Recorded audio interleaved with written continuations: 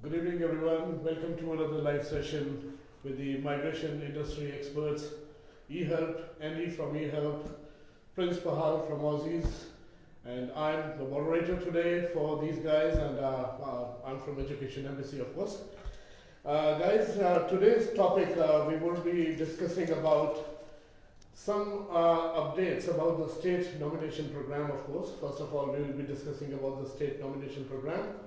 Other than we will be discussing about the new migration updates which are taking place maybe early next year, March 2022. These are just on the proposition based. So, and the third thing, what we'll be discussing about some travel exemptions for the partner visas, the prospective partner visas. We will shed some light on that topic as well. Other than there's a very common common question people have been asking nowadays. Those who have been on 408 COVID visa, that they are actually restricted with one of the employers who actually are the proposers for them on the visa, called the condition called 8107, that they have to actually stick to the same employer. So we will be just shedding some light and let you know the ways out and what we can do about that 8107 situation for you guys. Other than we'll be just taking some questions from you guys live as well at the end of the show. And if you have if the time permits, we will definitely answer your questions. If not, you are welcome to leave your questions for us, and we will definitely get back to you. So I'll be just starting the session with two of the migration experts here, Andy and Prince. Guys, first of all, I would just like to ask you something regarding the state nomination program, that some updates if you can just give us to the viewers, what exactly been happening in Queensland, Tasmania and other states. Sure. So the baton is in your hands, guys.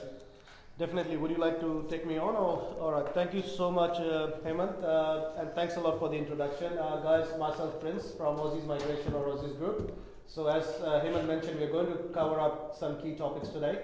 One of the most important topic is related to migration. There has been a recent report that has been submitted to the Department of Home Affairs a couple of weeks back in regards to the skilled migration program for Australia. So there are a lot of changes that has been proposed. Now, how many of those changes will get accepted, or what are the changes that will come into effect in the near future? That is still a question, but looking at the overall report, I would say there are quite favorable suggestions that has been made by the industry experts to the Department of Home Affairs in regards to the migration skill program for Australia, and as well as employer-sponsored visa.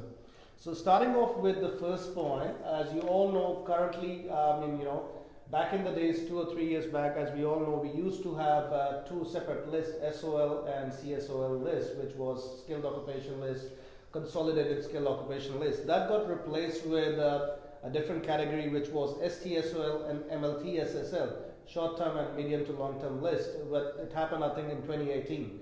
Now, what department is proposing at this, what the industry experts have proposed to the department, rather than having two separate lists for Australian skilled migration program, it is beneficial for the Australian migration industry to have one occupation list rather than having two separate occupation lists. So it's kind of combining short-term lists and long-term lists together and have one proper occupation list, because the reason for that, there are a lot of occupations in short-term lists. If you apply for an employer-sponsored visa, and if your occupation falls on the short-term list, you are not eligible to apply for permanent residency under employer-sponsored visa category. However, if your occupation falls in the long-term, you can apply for permanent residency after 3 years when you work with the employer for 3 years. So benefit of having one occupation list, doesn't matter if your occupation falls in the long-term or short-term, it's one occupation list. Doesn't matter which occupation it is, you can apply for permanent residency if you continue working with the employer. So that's a very good proposed change, rather than having two separate occupation lists, having one particular occupation list. They have been also just putting pressure, it's not a pressure, I would say, they've been proposing that they must have the less reliance on the ENS2 occupation list. What exactly is that? What does it mean? If you can just shed some light on it. So, like ANSCO is something, as we were discussing before, Andy, you mentioned that ANSCO is something which Australian education standard and migration experts have been following since, I think, I can't remember the time exactly, it's been like this for pretty much last 15 to 20 years. So this is the trend, it's like the industry standard, I would say. All these skill assessment authorities and Department of Immigration and even education bodies follow ANSCO, kind of qualification level, what is required for particular occupations. But what has been proposed rather, because it hasn't been updated for that long, now what has been proposed, why don't we just change the entire system and bring this new change, which is National Skills Authority, kind of, it's a new body which, kind of defines the education requirement for particular occupation. So ANSCO may be replaced in the near future, but again, it is proposed, it is not implemented yet. So as I mentioned before, we are discussing about the proposed changes, but in terms of ANSCO, National Skills Authority, you may not get an understanding exactly, but just to give you an example, a lot of occupations out there, like for example, marketing specialists, right?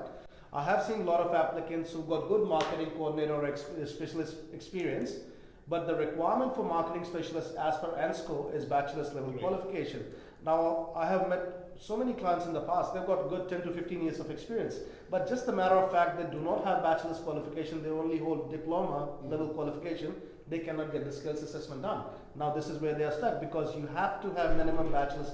So all those things, if it gets changed in the near future as per the occupation, it will definitely benefit a lot of applicants out there where they do not hold bachelor's qualification, but they hold diploma level qualification and they have the relevant experience that will help them to get the skills assessment done. But again, so does it mean they're going to relax the criteria, or like what exactly? Well, whether they're going to relax or not, that's a $1 million question. To be honest, I can't answer or 100% comment on that, because the way I'm looking at it, definitely the future of Australian migration is looking promising for people who are already here and looking for permanent residency, or for students who are going to come over from overseas in the near future, or people who want to apply for permanent migration in Australia. So things are looking a bit promising in the near future. So I feel that it's going to get a bit relaxed.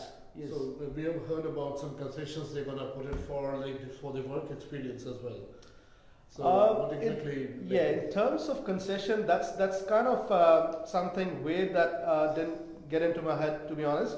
They're saying that, if you're studying in a reputable institution, so if you're studying in a university, you may get some, kind of a work experience concession. So when I talk about concession, it could be towards the permanent residency requirement. For example, like talk about Queensland, if we have the requirement of 6 months of experience to apply for 190, so if anybody who has done a qualification, say bachelor's or master's from QUT University, with a high GPA, with a high GPA, they may not have to meet 6 months of experience requirement. They may have to just meet 3 months of work experience requirement. So it's kind of a bit dicey, I would say, because like anybody who's an international student, you can't bias in the international student. If you're studying in a university, you will get the benefit if you're studying in a college at the same time studying, say MBA. MBA is somebody who's studying from homes. And at the same time, you're studying MBA from QUT. You can't bias these two. So basically, they're kind of pushing the students to go to the university only. And depending on the course curriculum and the infrastructure and the facility of the college or the university itself, an individual may choose to go to Holmes or Kaplan or Torrance or all these institutes rather than going to a reputable university. So when the department says reputable institution, to me, I couldn't get this in my head, like, if the universities are reputed, what about the other colleges? Is that mean they're not reputed? Like if they're not, rather they should have said for the top students from any of the correct, colleges. correct. So that part is not exactly clear. Reputed university, because if they are not reputed in a university, first of all, they shouldn't be even allowed to be. Allowed What's to your be. opinion about it, Eddie? Right. Hi guys, this is Andy from eHelp. Thanks for the introduction, Hemant. And as our friend Prince just mentioned, this information is pretty is unclear, because as we know that all institutions have been given a CRICOS code. Now this CRICOS code itself is the indication that it has gone through an audit process. It has gone through a particular licensing process to be allowed to deliver some course. If this overhaul means that they are going to be talking about reputable universities or reputable institutions. Are they going to differentiate between giving this Cricos score? Are they going to be putting them based on grading? Are they going to be putting them based on GPAs? Correct. Are these institutions being divided or numbered in terms of the success rates? So all this information is yet to come out. That's right. And pretty much as Prince mentioned, this is just a submission that has been made. We don't know whether this may even be implemented as yet, or this is just a submission which is possibly going to end up on the parliament table and then it will be dismissed, or they may have further proposed changes to it. Yep. So we'll have to wait and watch. Again, it's proposed to come out towards March 2022. That's right. We're far away.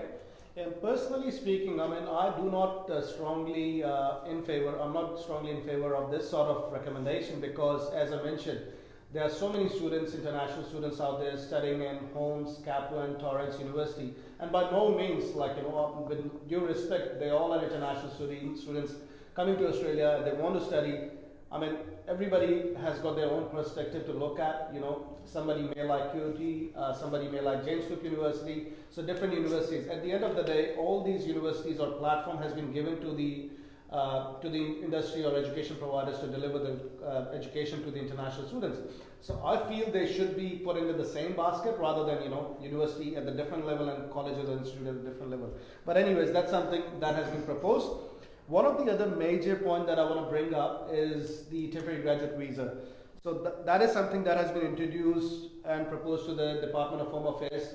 As we all know, for post-study graduate visa, after studying a bachelor's or master's, you get for 2 years. Now, we all know that if you study from regional area, you may extend that temporary graduate visa from 1 year to 2 years on top of your 2 years. Now, what has been proposed is instead of 2 years, the initial 2 years I'm talking about, that should be increased to 3 years instead of 2 years, because a lot of applicants, when they complete the graduation, obviously that takes a bit of time to get the cake to go out and, you know, learn those professional skills and start hunting for a job. Yep. So 2 year time span, it's kind of very limited because most of the assessment bodies or authorities out there requires 1 year of work experience. And I believe probably it takes about, for a fresh graduate, it takes about good 6 to 12 months to find a good job. And if that happens, they're only left with 1 year of visa. So that is something, that's the reason why they were proposed that instead of 2 years, it should be increased to 3 years. And it's not only for postgraduate applicants. This is something they are recommending for, you know, graduate work students. Tertiary. So if that happens, it will be a very beneficial thing for the international students in Australia. So instead of having 18 months for graduate work stream, you may be allowed to work for another 18 months, which altogether makes it 36 months or 3 years. So that is a good thing again if that gets accepted from Department of Home Affairs. It's a straight PR pathway that, you know, you finish your studies, Correct. get done your work experience for 3 years, and straight away, you know, don't go for 186 or something, you know, like Correct. And I would like to ask Andy, don't you think with someone who's got a graduate work stream visa for 18 months, doing a job ready program, so because that applicant will be in rush to get everything done in 18 months, but if, at the same time, if that applicant have got 3 years, he can play with a lot of other things. What do you say about that? Absolutely, Prince. I completely agree with you, because if we look at it in a very practical sense, student completes their education, their vocational education. After that, they've got to, once they apply for the 485, which is the initial PSA.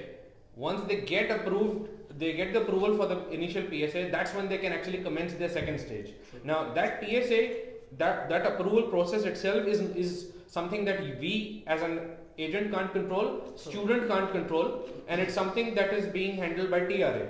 Now they could take their own sweet time, which means is they have to continue working, they have to finish that stage 1, come to stage 2, lodge their assessment, keep updating their hours.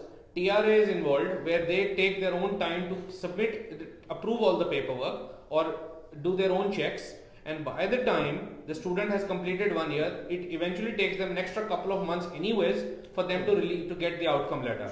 Now at that point of time, all the states may not even be open, which again puts the student in that situation where the student, even though the student is ready to apply for it, cannot apply for it. So as you mentioned, giving them the 3-year temporary visa will give them that opportunity to, even if they have to relocate to another state, because some occupations may not be offered by some states.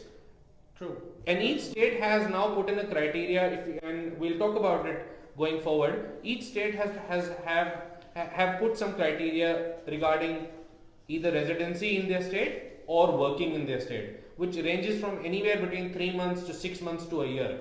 Wow. So as you mentioned, 18 months. By the time you've finished your TRA for any trade occupation, you're already sitting at 13 or 14 months. By the time you decide to move to another state, you've already exhausted your visa. Correct. You have no choice. And now some of them, particularly states like Queensland, who never even allowed students to apply for any occupations, the students are now left in a limbo to now find another student visa with another course, because now they have to meet the GTE again. Yep. And it's not only that, I guess with Queensland, the biggest hurdle or biggest issue we have always had that Queensland state government has never entertained or preferred the applicants with who are holding a student visa. Student visa. So if anything like this happens, it could be beneficial for all the students out there. I think it's. I read an article the other day. I remember that Australian migration is kind of trying to follow the footsteps of Canadian migration and the UK migration. This is how it happens in those countries, where once you finish your studies, even if it's and again, that's another thing I wanted to mention. It's not only 2-year study, so this is something they are bringing as well. Like when I say bringing, obviously they have proposed as well. So to apply for temporary graduate visa in Australia, the requirement is you must have 2 years of study. Yep. Right? Yes. Now in Canada and the UK, what the requirement is, even if you have studied 1-year course, you can still apply for a temporary graduate visa. Now, same thing if that gets implemented here. You don't have to study for 2 years to apply for temporary graduate visa. Even if you study 1-year course, that can lead to temporary graduate visa. So as you guys can understand, all these proposed changes are in favor of international students or people who wants to migrate to Australia. And especially when you're a student, obviously there are a lot of benefits coming up. And I hope it's coming up, because we are expecting that most of the things may get accepted.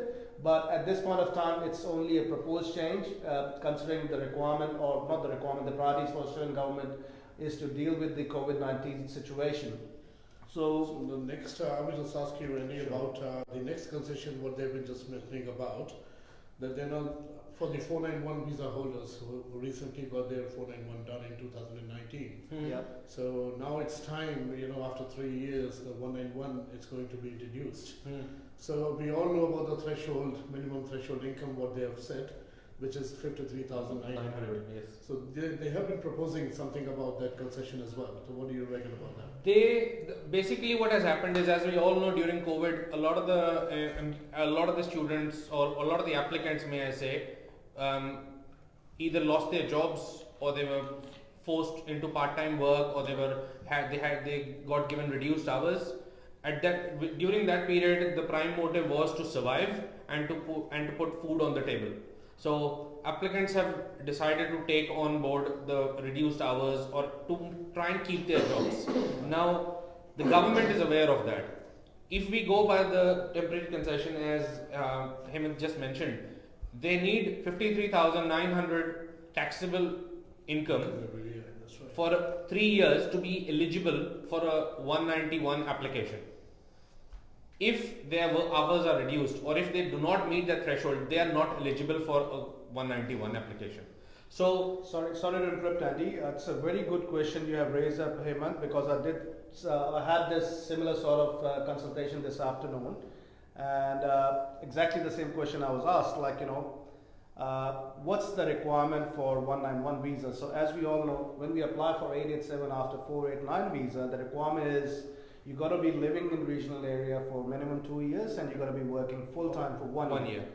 Now, when we talk about 191 visa, this is what we're discussing. What would be likely the requirement to apply for 191 visa?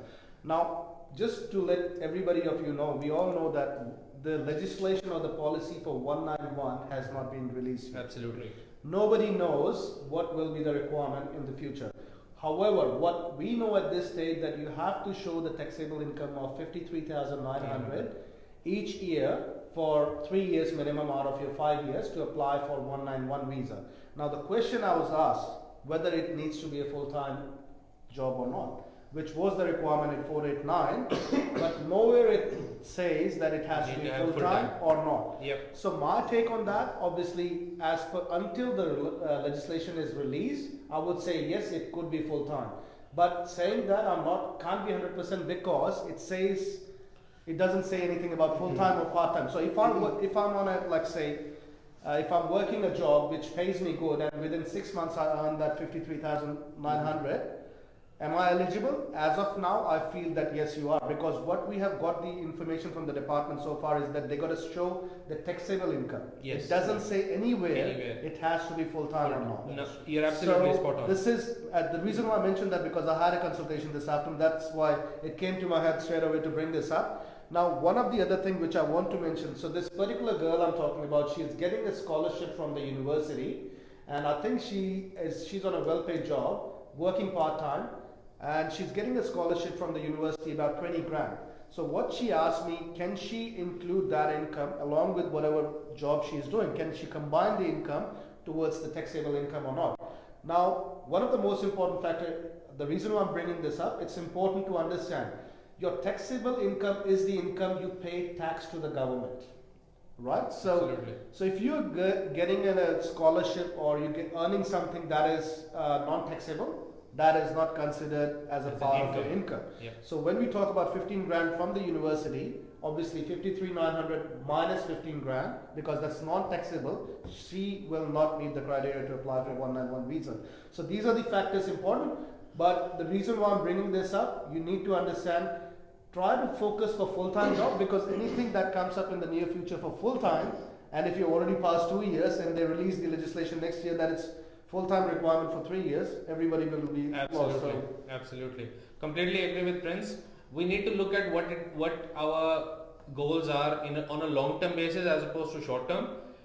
As he mentioned, the legislation is not out yet. This 491 visa was introduced on 17th November 2019. The first 191 eligible application would be lodged after 17th November 2023. So 2022. 3 years. Yes. So we are hoping that by then we will have a much more clear indication in the form of legislation requirements what exactly would be the criteria. And as we know, these proposed changes are in March 2022, and everyone's the whole world is affected by COVID. So hopefully, whatever information has been imparted to the client so far may have some variations, but please keep in mind that instead of hoping that it will become easy, your target should be to stick to the original requirements, because if it does get easy, you still tick all the boxes. If you start hoping that we'll wait for the new information and nothing changes, you haven't ticked your boxes and you will not be eligible for the grant for 191 visa. Absolutely agree with that. Let's moving forward. There are some changes that have been mentioned. They're gonna just get some changes in the employee nomination programs as well. So regarding, they were just proposing something about the labor market testing for 457 and 482 visa holders. Sure, I'll just touch base on the. I'm pretty much sure there wouldn't be a lot of applicants out there who wants to know about employer-sponsored visa, but I've always been insisting, especially in last year and a half or so, if you're struggling with your points or state nomination invitation, focus on employer-sponsored visa. And that's the future. Correct? In the future, that's going to be the future for Australian migration, I can tell you for sure. And one of the main important changes that has been proposed, for those of you who do not know labor market testing, this is something that an employer has to do. Basically, a job advertisement needs to be placed from an employer, and they need to show that they have made enough efforts to find a local Australian citizen or a permanent resident to fill the job. And if they cannot find anybody, they can sponsor someone from overseas, like you as an applicant. Now, it's mandatory requirement. The employer must place a job or advertise a job on 3 different platforms. Now, what has been proposed, if you've been working for your employer for minimum 12 months, and I believe it's full-time or part-time, that's not clarified in this. So if you've been working for your employer for minimum 12 months, that labor market testing can be waived or exempted. It is available at the moment as well. Labor market testing can be exempted as well, but only for certain limited occupation. I believe 4 or 5 occupations only. But majority of the occupation needs labor market testing. But what has been proposed that it should be completely waived for applicant who has been working for the employer for minimum 12 months. So if that happens, it's another add-on to the employer-sponsored visa. No, it has to be with the same employer. You can't change like if you're just changing the jobs and going somewhere else to work. I don't think so that will work because it clearly says that you've been with the employer for With 12 the same months. With the current employer, you With need to show correct. existing working experience. That's right, yes. Correct. All right, guys, there was some proposed about the SAF levy exemption as well, the Skilling Australian Fund. Eddie? I'll cover that up if you don't mind. Yeah, sure, Andy. go for it. SAF levy, it's again, I mean, I don't think we have to go in detail for SAF. Reason being, I'm saying because a lot of applicants may not understand how this SAF levy works. SAF, in short, to give you an overview, it's Skilling Australia Fund, which an employer has to pay to the Department of Home Affairs in order to train other Australian citizens or permanent residents in Australia. Now, that depends on the turnover of the business. So there are some exemptions that may be introduced in the near future. So, for example, if if you apply for a nomination and visa, an employer has to pay for the SAF. But we have seen cases in the past where nomination was lodged, but the visa application wasn't lodged. So the nomination gets approved, but the visa applicant never ended up lodging the visa. Now, as an employer, the employer lost the money for SAF that has been paid to the Department of Home Affairs. So, in the future, anything like this where the nomination has been approved and the SAF has been paid, but the visa application hasn't been lodged, employer can seek a refund for the SAF. And SAF can vary from, like say, $2,400 to almost $7,800. And it's a big amount. So if an employer has paid for it and if the visa applicant do not lodge the visa, all that money is gone. So that's the reason why department may think to kind of have a process to refund that amounts. But I don't think that we need to go in detail for this part. No, not at the moment. Yeah, next, the concession, what we were just discussing about. How about we all know that the age limitations on most of the visas just to get the permanent residency is 45 years. So there are some propositions going on for that. So Andy, what do you have? They have talked about raising the age limit to 50 years. The simple explanation to that would be is employer-sponsored visas are targeting those people who are working in an occupation. So people with higher age may end up with higher work experience as well. So what Australian government actually wants is they want to target those people who are already working to come and contribute to the Australian economy, bring their experience to Australian economy, help Australia recover in COVID as well, help Australia recover in the markets that Australia has been struggling in. That is one of the reasons why they are talking of increasing the age limit. A lot of the times applicants who touch 45 plus couldn't apply for visa applications just because of the age. So now by giving this concession that they can move it to the 50 years of age, they will bring in a broader range of applicants as well and may be able to find the right applicant to suit their job skills. And which I believe it's a very good point to raise to the department, because if as a country you're looking for a genuine talent, you can't find a genuine talent at the age of 20 or 25. I'm not, with all due respect, I'm not saying that applicant or students at the age of 20, 25 are not talented, they are. But at the same time, applicants who have got good experience, there are so many good applicants I've seen overseas, they've got loads of experience, but it's just because of age, they cannot get the permanent residency in Australia. What do you have to, I'm sorry, keep continuing if you're just No, just looking at the country perspective, if you want to have a genuine talent coming from overseas, you need to open the age limit from 45. It can be over, I mean, I can understand people sometimes may not decide to move from the country. Like there are a lot of applicants I know, especially during COVID, a lot of senior level managers, CEOs, managing directors of a lot of good companies overseas. They want to move out of from overseas and wants to get settled in Australia, which they never thought back in the days. Because of COVID now they want to come over, but they're good talented people. They want to come over, but if the age restriction is there, Australia will never get the talent coming into the country. So that's my take on that. I always laugh about that, for 482 visa there is no such age requirement.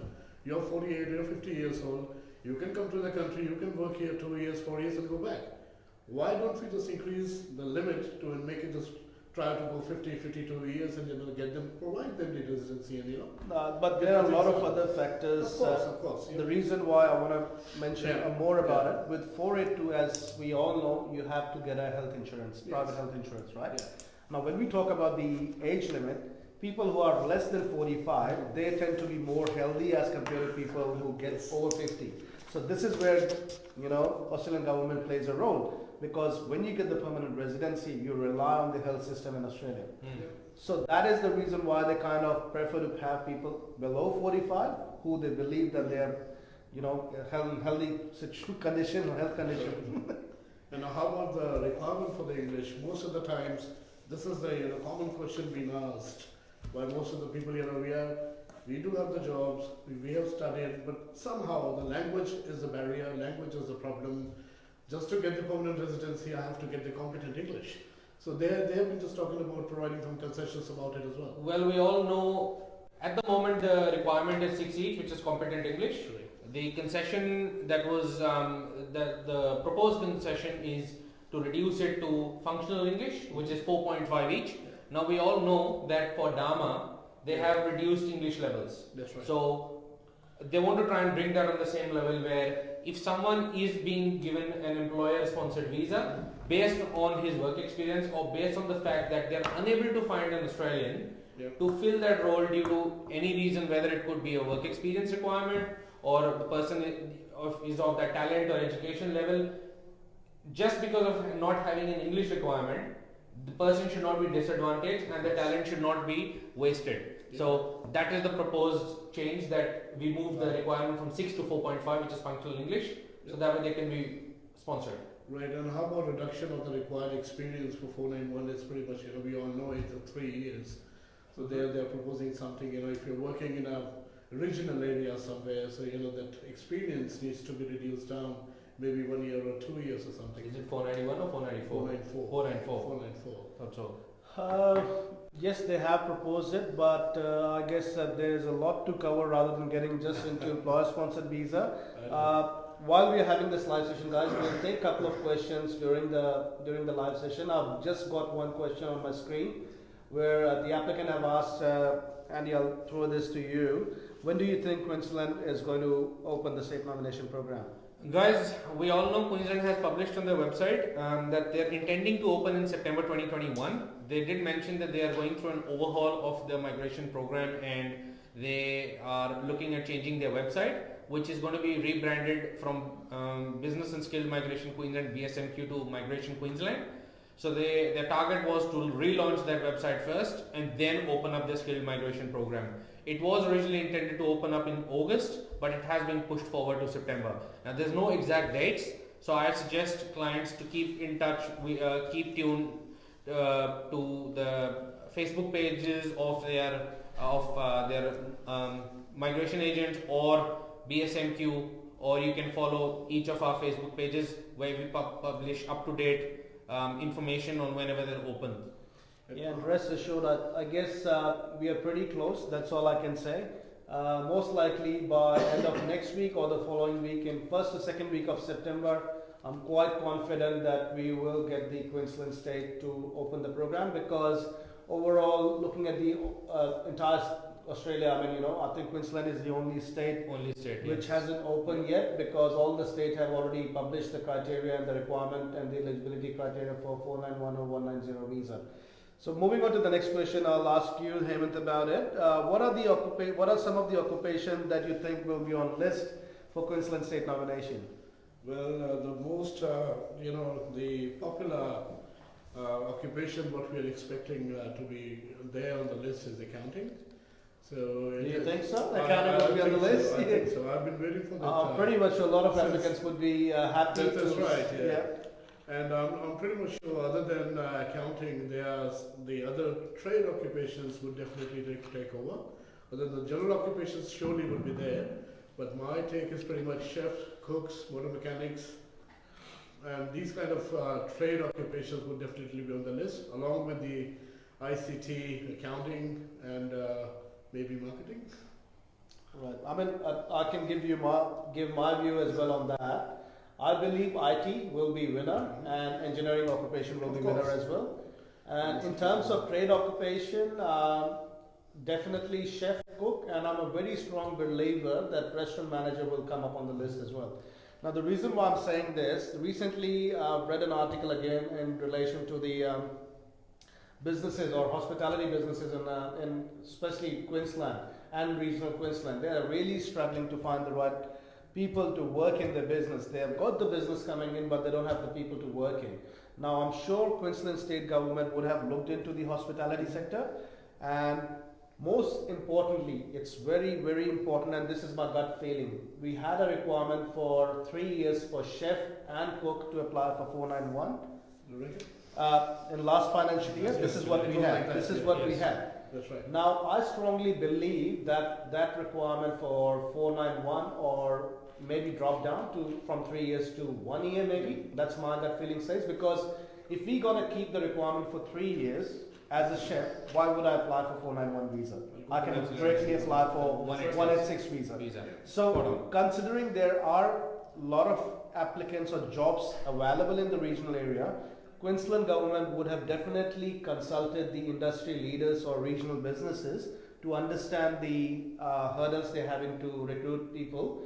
Because what's happening during COVID, a lot of people who rely on Centrelink, they're getting paid enough, they do not feel that they have to work, you know. And this is where the businesses are struggling to understand, okay, how do we retain our staff? Because we get someone on board, they stay with us for a couple of weeks, they leave, and it kind of leave them in a situation they have got the business, but they don't have people to deliver the service. So I believe for chef, cook, restaurant managers, the requirement will be less as compared to what we had for previous financial year. IT will be winner, engineering, accounting, yes, but again, like I could be wrong. This is all we are predicting, you know, you were just making an assumption. I believe 190 may be a challenging factor, but 491, yes, definitely.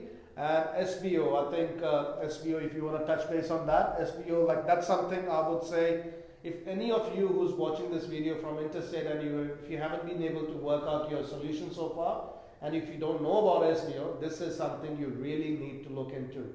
Queensland is open for SBO, but Andy can give you more information about it. Yes, guys, as Prince mentioned, SBO, I think the future to skilled migration is SBO.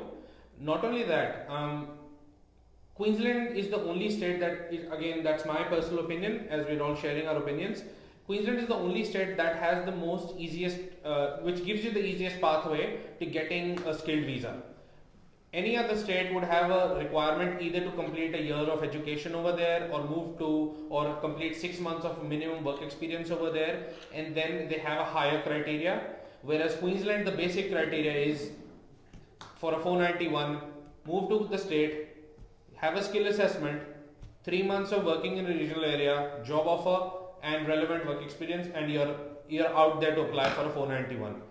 For a 190 application, again, move to the state, 6 months in your nominated occupation, a job offer, and then you can apply for a 190. Now with the SBO, again, that's the future, because even if you don't have relevant work experience, all you need is a skill assessment. You need to move to the state, buy yourself a business in a regional area. Now there are limitations on what businesses you can buy and what you can't. Obviously, as we mentioned last time, there are no home-based businesses. You should have a proper established business. The business that you purchase should have had a trading history of 2 years. You cannot open up a new business, so you need to take over an established business. Once you've taken that, you've run that for 6 months, there's no requirement on a profit or loss. You need to be able to draw a salary and employ an Australian permanent resident or a citizen. Even on a part-time hours is fine, and then you are eligible for an SBO. And considering that it's a new visa, it's just come out recently, and from my experience, and I'm sure Hemant and Prince will second this opinion, that there are not a lot of applications that have gone through since the time SBO has been introduced. So if a particular subcategory doesn't have too many applications, common sense says it's going to stay there till the time when we've seen this with the history with Department of Home Affairs. Any visa application or any visa subclass that goes high up in the graph comes back down. This visa subclass has not even been touched. At the same time, this is also your way to contribute to the Australian economy by opening up a business. A lot of you guys have had this, would think about opening up your own businesses, finding opportunities where you can earn your own money. This is the best way to do it. You can buy something as small as a restaurant or a coffee shop, or any small business, which you don't have to spend $500,000 to go into a franchise model. You can buy an independent business. You can run it on your own. You can be earning your own salary from there, and you can get that opportunity to apply for permanent residency. Absolutely. It's a no-brainer. I mean, as you all know, like Queensland has won the Olympic thing coming up in 2032, which is again another 10 years later. But if you establish a business now, you never know, you could be running a massive business in Queensland. And what has happened during COVID, I think Queensland has proved to be a very safe state to live in, and people from Melbourne, Sydney and all over Australia are moving to Queensland. So if you want to invest in business, it's a good place to be, and as I said, it's a no-brainer. You shouldn't be thinking much if you want to invest. So back to you, Eamon. Guys, thank you so much for the session, what we have been just going through, and moving forward, I would like to ask you something about the different states, like as we are discussing about the state nomination program. How about New South Wales? What's the new updates are going on? So I'll take on the New South Wales state nomination update for 491. As we all know, all states are now starting to ease out on their requirements on offering state nominations. We saw Western Australia for the first time in a while offer this opportunity to interstate applicants. New South Wales 491 has done the same. They have opened up with 3 streams.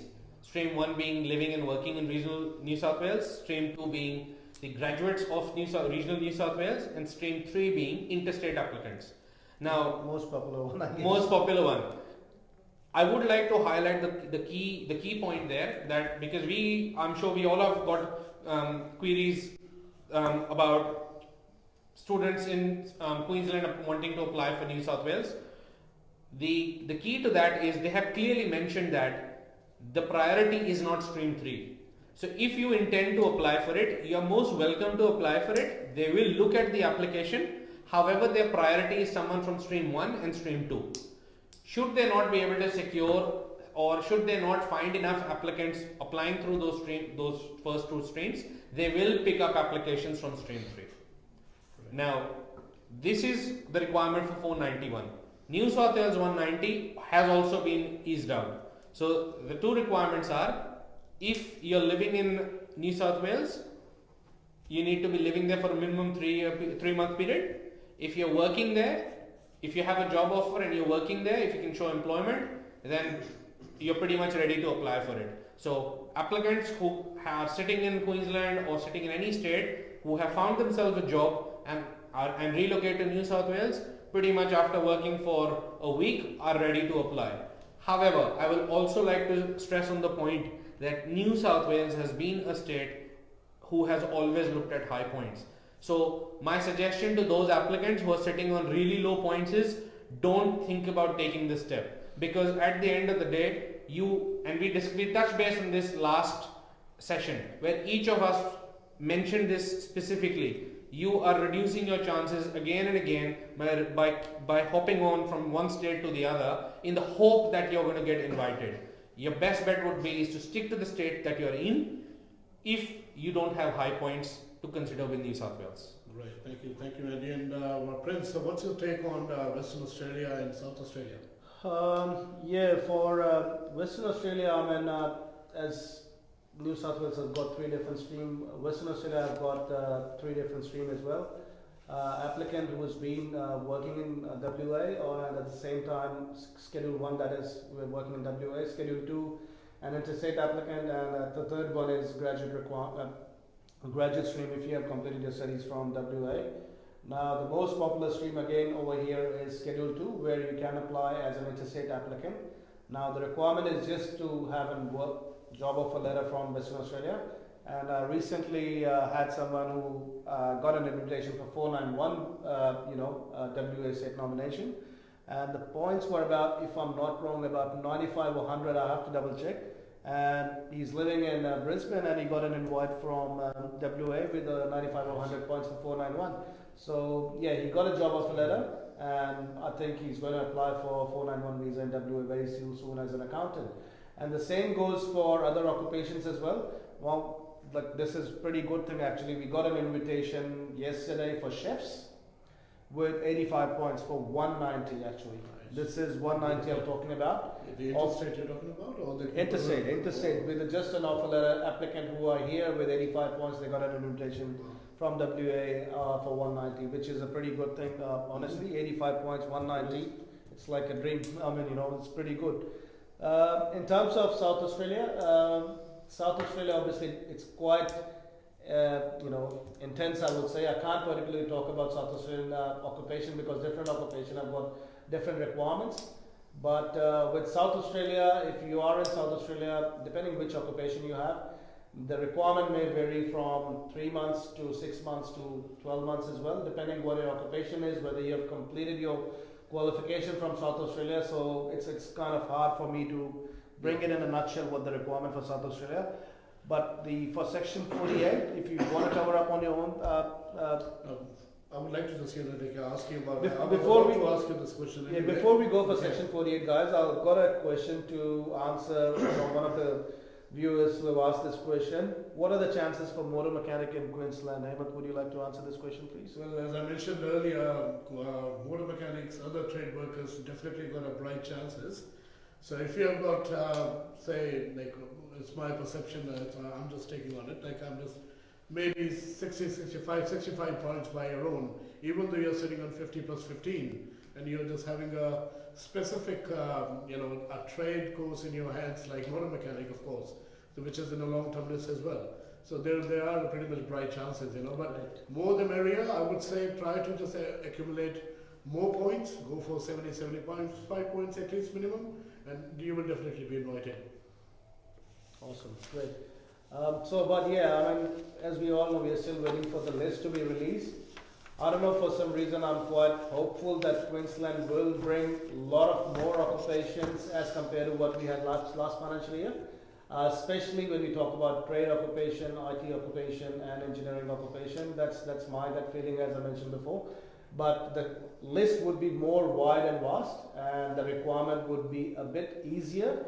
Now, what I feel and which I propose as well, in a very solid way, or quite confident, that Queensland is planning to work on bringing the same category what we used to have in the back days, graduate category. Right. So, for those of you who do not know this, Queensland state nomination criteria, not last financial year, prior to that financial year, we had a separate category for graduates from Queensland, which wasn't there last financial year, and which was I didn't find it very favorable to the students studying in Queensland, because as a state they got to look after these students studying in that particular state.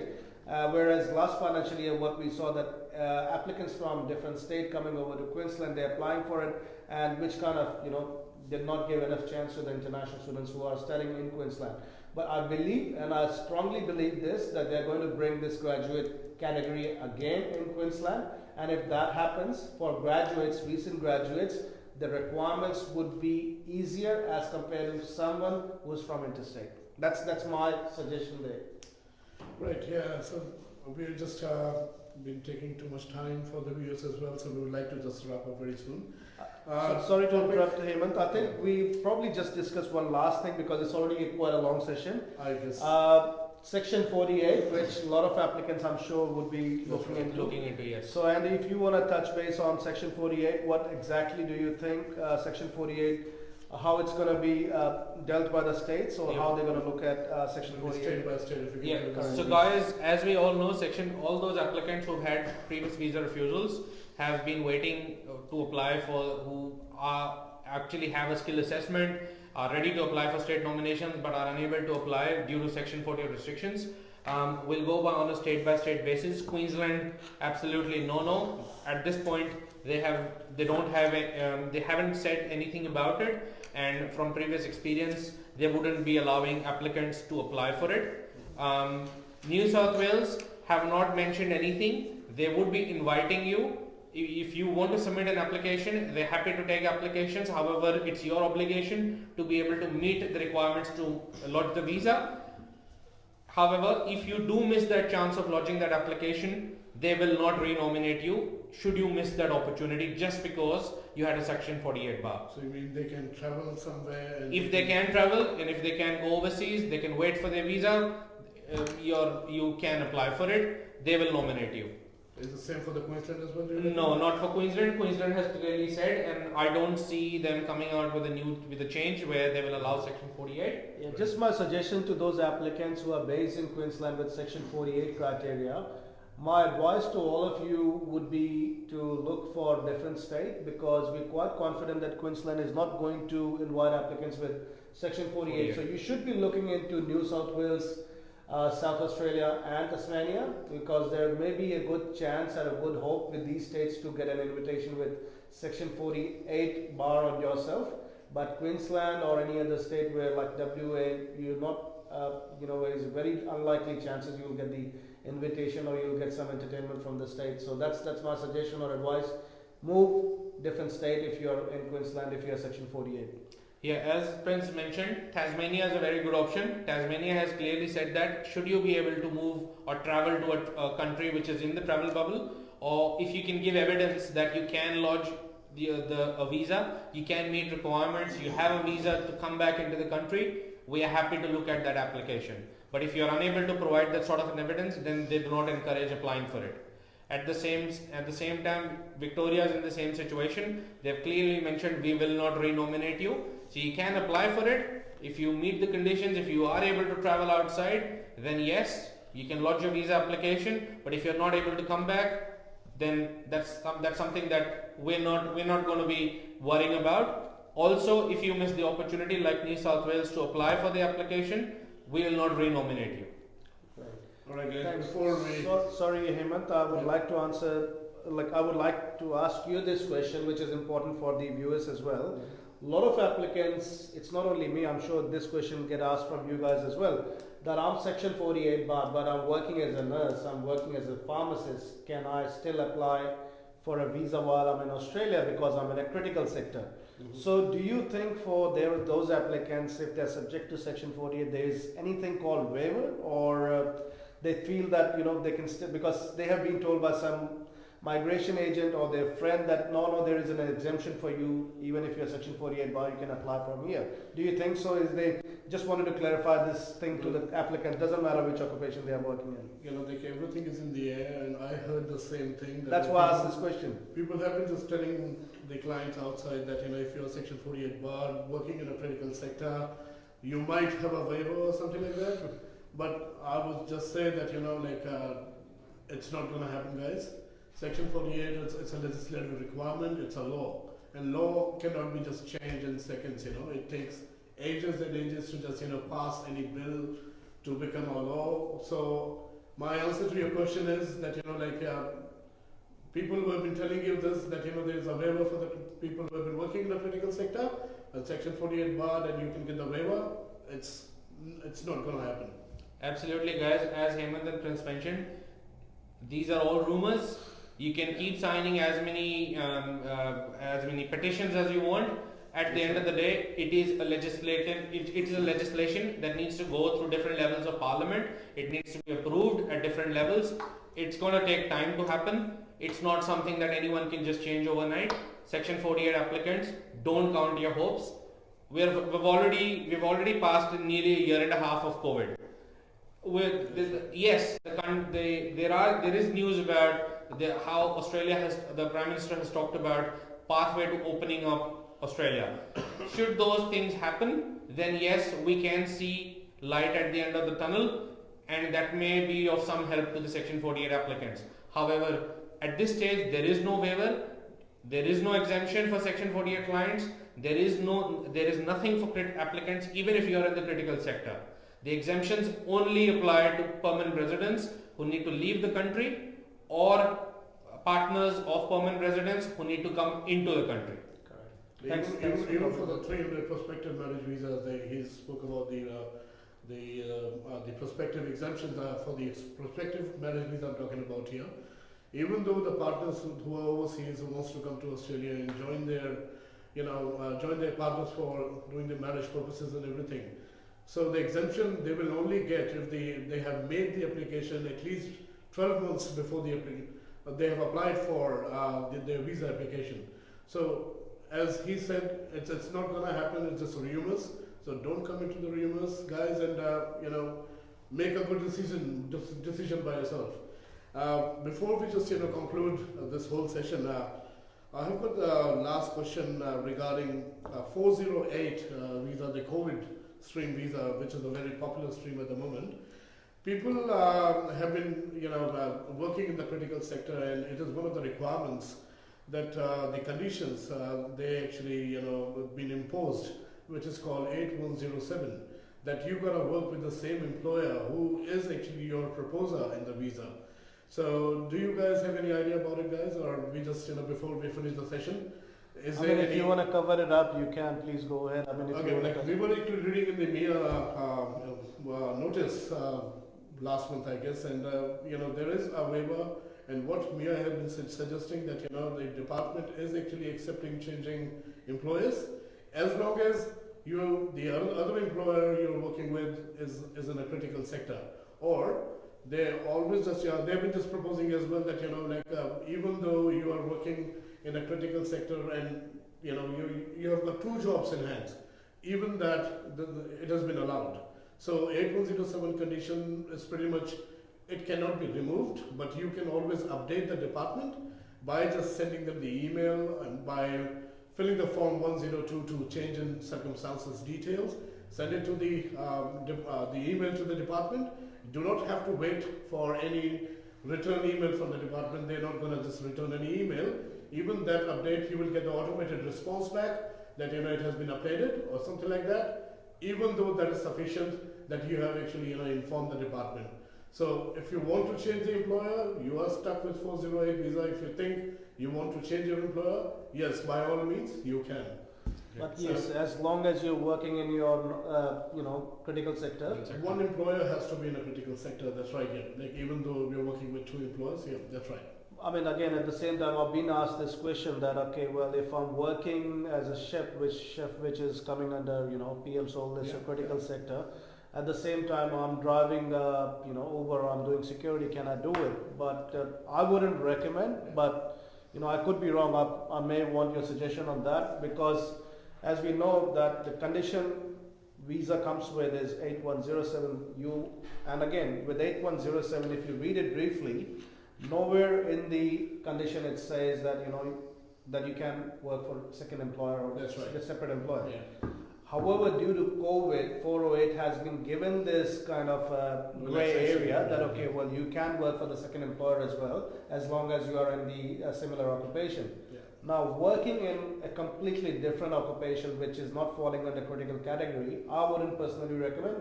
Yeah. If I'm a case officer and I come across that you're doing that, you're in a breach of condition. So that's my personal suggestion, but absolutely, Prince, I completely agree with you. And the occupation you've picked up, chefs and cooks, is a perfect example of it. We all know there is a shortage of chefs and cooks all across Australia, let alone Queensland. On one hand, you have applied for a 408 as a chef or a cook, which is already in a critical shortage. You have the golden opportunity to apply for another job, which is as a cook or as a chef. The department understands that you're trying to help the economy by contributing to the critical sectors. They're quite happy with that. But if you apply for an occupation which is a chef or a cook as a 408, and then suddenly you tell them I want to work at a convenience store and I want to drive taxi or an Uber, you're not contributing to the COVID recovery. The reason for giving out work rights on a 408 visa with a nil VAC, which is a nil fees, was primarily to be able to contribute to the COVID recovery of Australia. By engaging in an employment which is not in a critical sector, as Prince said, is something that is not contributing to the recovery. So, if I was as a case officer had to consider that, I wouldn't be impressed with that application. Absolutely. Right. Thank you for the lovely discussions we had today, guys. And I would like to wrap up the session, guys. Thank you so much for your time. Andy from eHelp, Prince from Aussie's Group, I'm Hemant from Education Embassy. If you guys have any trouble, any problems, visa-related problems, you can come and always just see us, and you can just always welcome to go to any other migration agents. And keep asking the questions and share the video as much as you can. It might be very important, if not for you, but for someone else. And stay tuned, and we will definitely come back with another live session, maybe in a month's time or maybe in 2 weeks' time. So thank you guys. Thank you so much, Andy. Thank you, Prince. Thanks, Thanks very much, guys. guys. Have a nice evening.